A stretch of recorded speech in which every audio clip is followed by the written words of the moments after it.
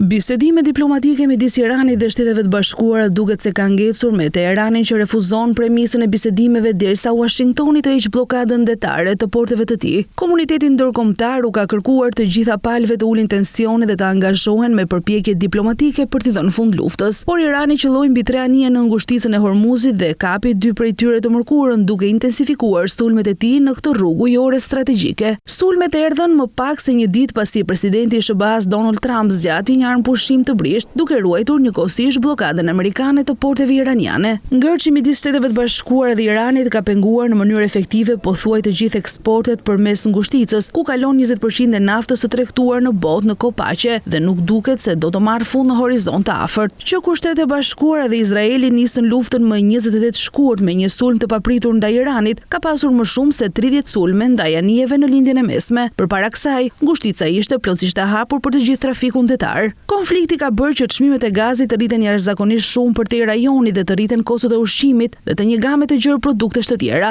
Çmimi i naftës së papërpunuar Brent, standardi ndërkombëtar, arriti mbi $100 për fuqi, duke shënuar një rritje prej afërsisht 40% krahasuar me nivelet e paraluftës, por tregjet e aksioneve duket se ende po injorojnë këtë. Komisioneri i Energjisë i Bashkimit Evropian paralajmëroi për ndikimin afatgjat e konsumatorit dhe bizneset, duke krahasuar atë me krizat të tjera të mëdha energjetike gjatë gjysmë shekullit të fundit. Ai tha se përçarja po i kushton Europës rreth €500 milion çdo ditë.